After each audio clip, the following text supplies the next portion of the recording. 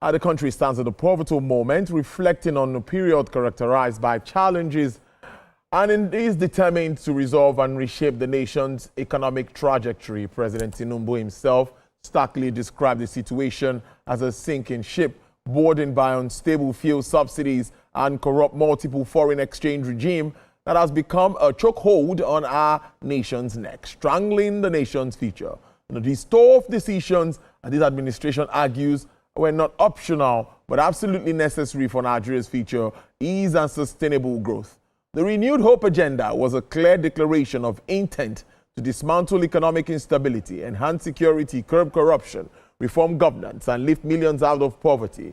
2 years on, the administration confidently asserts that these economic reforms are not just theoretical constructs, but are actively yielding results, propelling Nigeria towards a stronger economy and positioning it for robust growth and resilience against shocks. My guest is Dr. Andrew Nevin. He's an economist and a research professor. He joins me from Denver, United States of America. Thank you so much, Dr. Nevin. It's good to see you. It's been a while. How are you today? Good.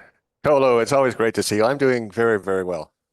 Yeah, I think we should start our conversation. If you listen to my introduction, the president had to make those bold moves. You've been in Nigeria, you've worked in Nigeria, and you know the way things work here before you left this country. Now, what do you make of those reforms, understanding the fallout of it, even as you're in the United States? Well, let me start out by saying I am more optimistic about Nigeria than I've ever been. And people who've followed what I've said over the years know that I'm an optimist about Nigeria. I mean, I think at 2 years in, I remember the day I was still in Nigeria. I retired June 30th, 2023. So I was in the country when His Excellency President Tinubu made those first moves. And I was optimistic then. And I think 2 years on, there have been a number of reforms and huge progress made. So I think the 2 year report card is very good. And we can go through it policy by policy if you want.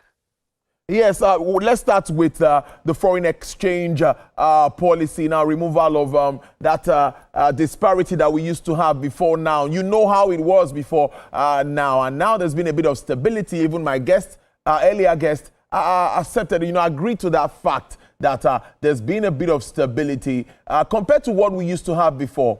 Did you also see that as a right move to make? Yeah, no, absolutely. I think the governor and his entire team at the CBN have done a fantastic job. I mean, this was not easy.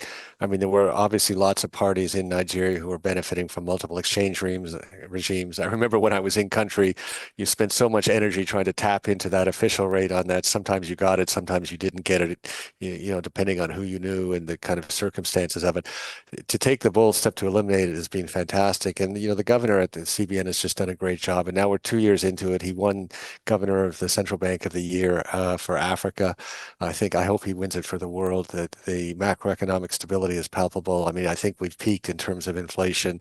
The exchange rate regime is much more stable. Everyone sees that we've made progress with it. So all kudos to the CBN. I think they've done a fantastic job.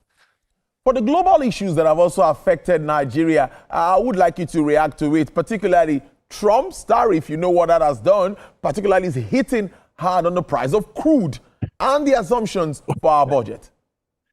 Well, I mean, Tolo, I've said over the years, there's nothing we can necessarily do about what's happening outside of the country. We just need to deal with it. And we have enough assets and capabilities in Nigeria. I mean, crude prices come down. But of course, what happens when crude price comes down is people stop investing in it. So it doesn't stay down forever. I mean, another really big bright spot for the country, I think, is the NNPC. I mean, there was a new board put in, I think, in 2023 by His Excellency, the President.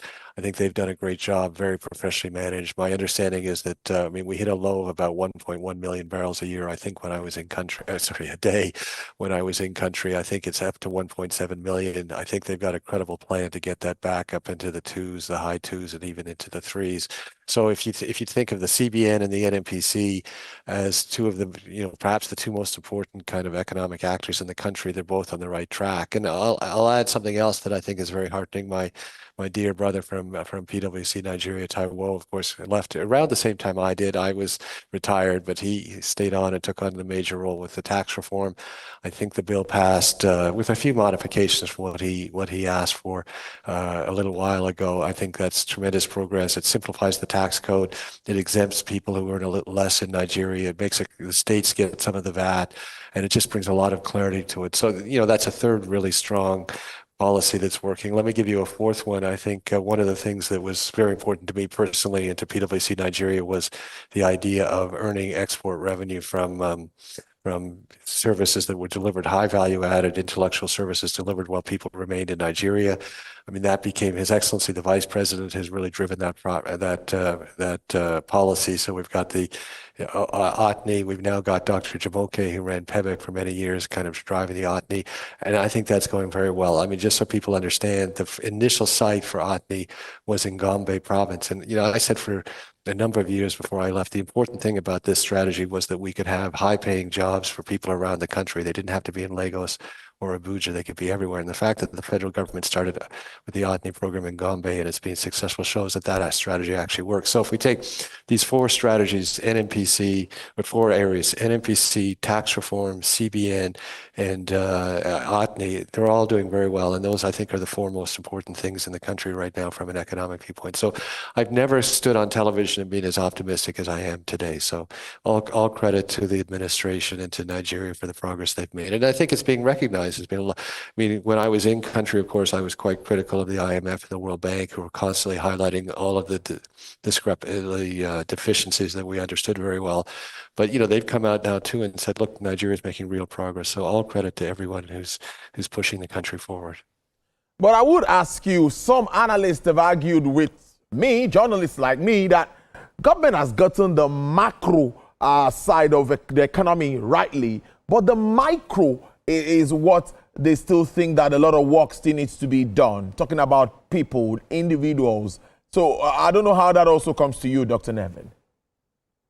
Well, I mean, I think one of the things that I still see, because I'm still involved in a number of businesses in Nigeria, I mean, one of the great strengths of Nigeria is that entrepreneurial spirit and people doing things.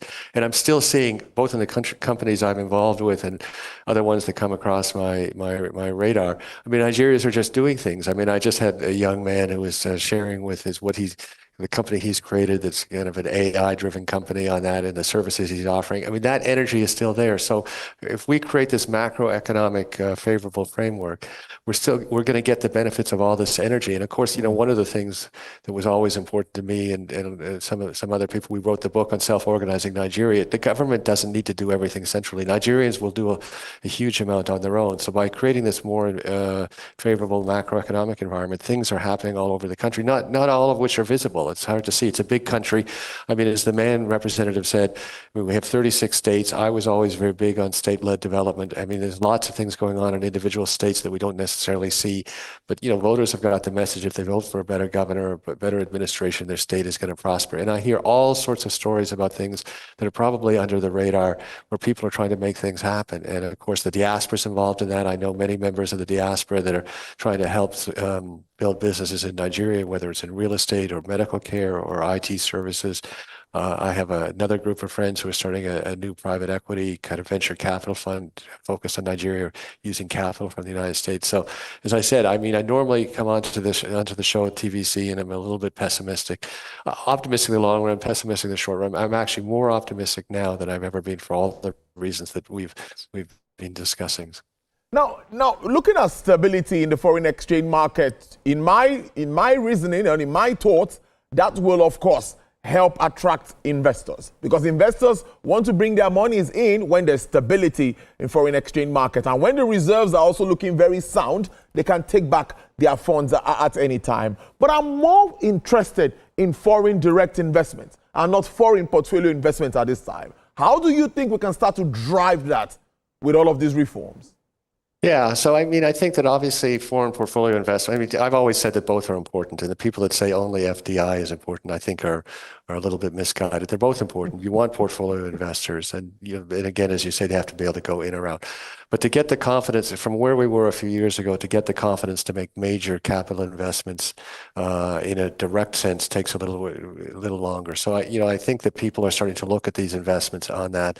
I don't think we're going to get the big flow necessarily in 2025, but I mean, by the time we get to 2026, we will have had 3 years of macroeconomic stability. I think we'll be showing real progress, and I think we'll start to get that flow a little stronger. But, again, as I said, we can create tremendous employment with low capital investment things. That's why it was so important for this strategy of having, intellectual service workers working the outsourcing market within Nigeria, because those investments are not high capital.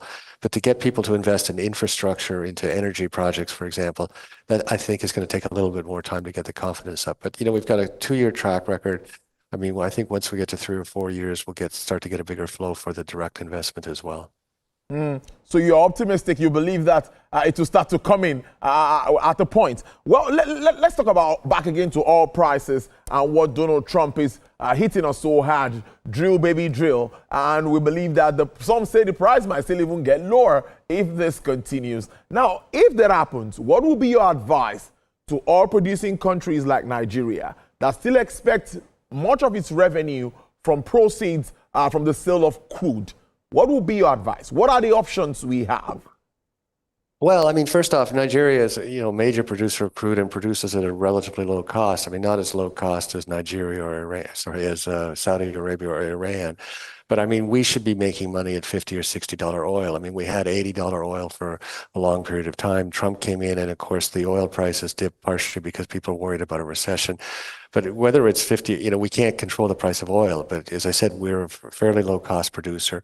I think the NMPC is going to become more efficient, and we should be able to make money at 50 and, make more money at 60, make more money at 70. But also, as I said, I don't think the price can remain this low for that long, because of course, when the price is that low, you get people not investing. And U.S. shale oil has a very short life cycle, so it doesn't take very long for the low oil price to get that production to be taken out. So I don't expect, we're not going to, in my view, and I don't normally like to make predictions, but I don't think we're going to see $30, $40 oil. So I think, as I said a little earlier, we're up to 1.7 million barrels a day. We should be getting into the twos. We should be driving that forward. And of course, oil, it's not just oil. When we say those barrels a day, that includes the equivalent amount in gas. And I've always been very keen on doing the gas investments. And, I think that some of that's starting to flow, in fact, in the country.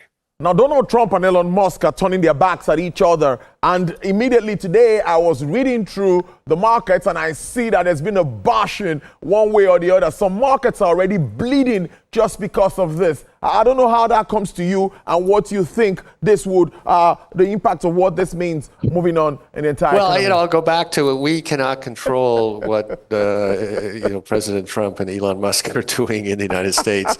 We can only control the part that we can control. So let's, stay on the right track. I mean, I think the interesting thing from the leader from Man today, of course, is, Nigeria is a very large and a huge domestic market. So in terms of increasing manufacturing, for example, that can increase to displace imports even before we start thinking about exports. So regardless of what's happening over the United States or elsewhere in the world, there's plenty of opportunity in Nigeria. And it's never been for me a proper excuse to say we're getting roiled by world markets. I mean, every industry is open I know people who are doing things obviously in the outsourcing, people that are doing things in the healthcare space, people doing things in the AI space, as I mentioned, people doing things in the logistics, the downstream petroleum logistics space, and they're all thriving. They're all able to build their business in the Nigerian context. So the entrepreneurial spirit has lots of room to run in Nigeria without worrying about what happens between Elon Musk and President Trump. And and of course, what